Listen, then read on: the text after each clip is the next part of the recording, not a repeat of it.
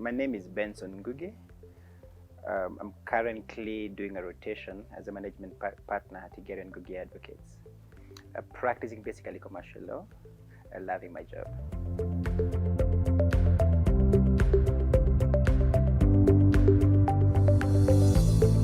That's an interesting one. Because I joined Igeria Ngugi, then Igeria and Associates in 2003. And I worked as an associate for 3 years to 2006. And while there, everything I could see was just potential.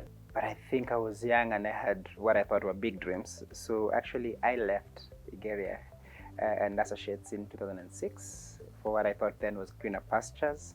And I went to the NGO world. But then a year and a half later, we had discussions and he said, look, you come back, bring your ideas. And I have to thank my senior partner, Arthur, for that. It's like, come and bring your ideas. Let's see where they go.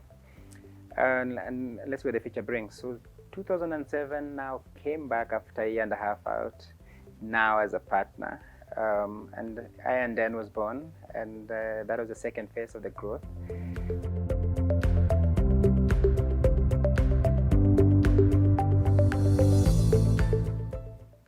Potential. By the time I took a break, it was just the senior partner and myself as an associate, and the support staff were 3. We had Helen, who is it double or triple as everything, you know, from receptionist to secretary to T-girl to admin to HR.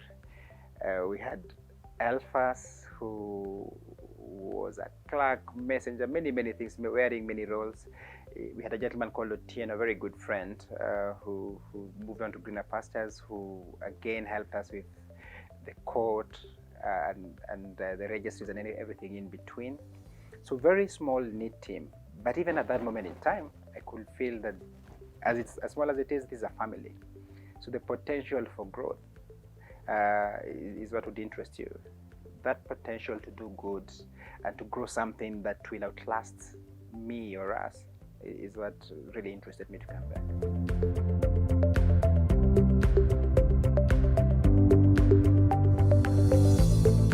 Well, yeah, running a practice as a business is challenging. In fact, I think it's the biggest downfall for many firms, maybe a product of our education system, because you go through law school learning how to be a lawyer. Nobody tells you it's a business, and that's tricky when you come on the other side of things. And we learned that pretty early on when post, I&N 2.0 post 2007. And one of the things that we actually had to go and do is we decided to go to business school. So I went back and did an MBA 2013, 2014, and my senior partner, I think, shortly after that. And that opened up our minds. In fact, now that you mention it, my MBA thesis then was from a practice to a business. And that is what I&N 2.0 is about. Moving from a practice to a business without losing the family aspect of it, without losing the factory offering solutions.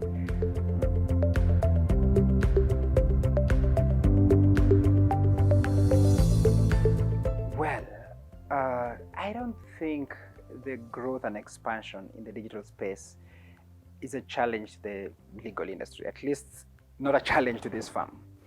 What we forget is that the digital space will never take up the human mind. You're a consultant, you're able to analyze things and offer advice. And they need advisory around their company. Maybe they're doing a mergers and acquisition, maybe they're doing a restructure, maybe they're getting in more financing. Then they know they need an advisor, and there is no digital space that will advise you around those things. I don't think we can run away from digital. We cannot run away from technology. It's the future. This is the era we are in, but it's an enabler. It will never replace the human mind. So it's most welcome, and we embrace it everywhere we can, at least in this one.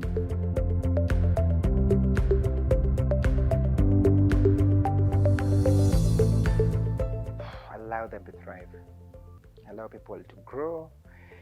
Choose whatever you're good at and pursue it. Of course, in there, if we can, we'll try and mentor mostly we'll try and coach.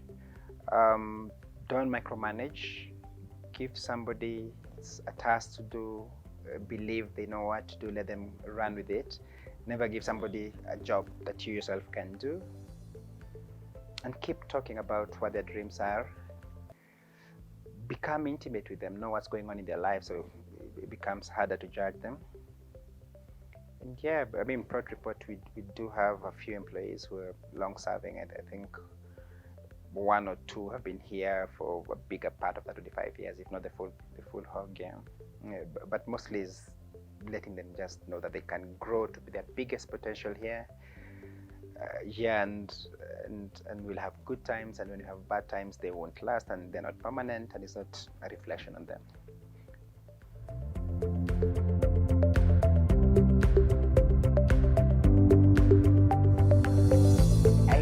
I don't think there's one book you tell somebody, read this and you're good. I think reading as a culture should be encouraged. If reading would be bigger than the time we spend on social media, probably the one book I'd encourage the next generation of lawyers not to read is Facebook.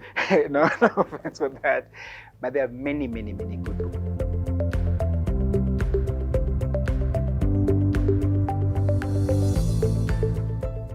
How do I handle stressful work situations? Depends with what, and sometimes there'll be some explosions, sometimes there'll be discussions around the best way forward, which always works. But the one thing I've learned, everything always looks better tomorrow. So the one thing I've learned is that sleep over it, let it mellow, then tomorrow you'll see more clearly. So I think that's the one thing that I know works perfectly when there's stress. Yeah.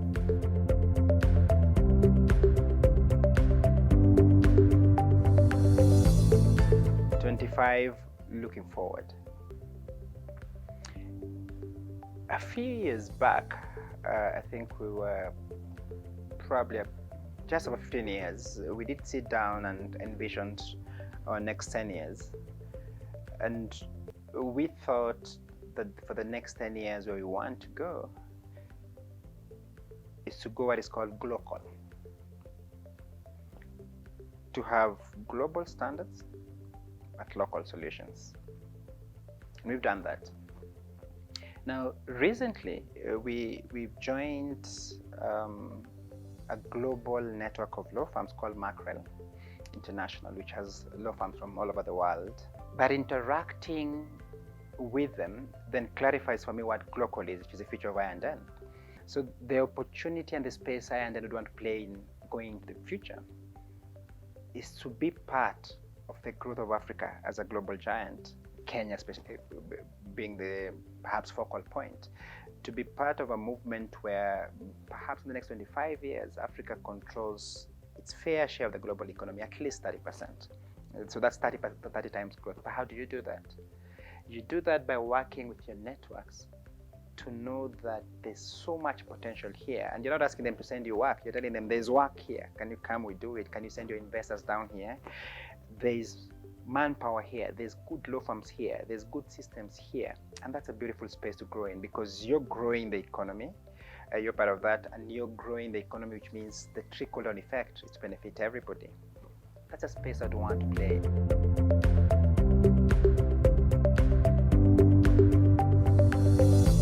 Perhaps the other thing I'd want to mention, and so the firm started as Igeria and Associates. Igeria is my senior partner's name.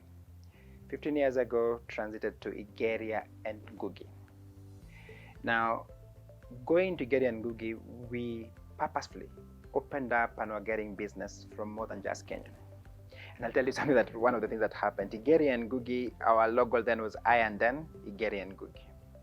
The number of people who think we're in Nigeria, you won't believe, or I and Nigeria. So you start to see something is off there even as you're building the brand. The second thing is traditionally law firms had names of the partners. But as you're growing, now we have 3 partners, maybe it will be 10, maybe 20, how long can a name be? So you want to build a brand that is bigger than just the founding partners, which you want to, and I think this is the time to go on now. We were lucky to get the domain name Attorneys Africa, which is what we are. We'd like to think that we're growing, and we will be some of the best, attorneys advocates in Africa. So our domain name is Attorneys Africa. It's already used. It's a registered trademark that we have. Now, going to the future, to avoid that confusion, to show that the brand is bigger than the founders and the owners, and it's going to outlast even us, we want to find a way where the brand, I and then Igeria Ngugi, don't say Nigeria, and Attorneys Africa can coexist, and hopefully down the line, then you can have Attorneys Africa LLP as a name on everybody's mind when you think legal solutions. It will happen. I think we have a good team. It's already started, and I'm looking forward to see how the market takes that.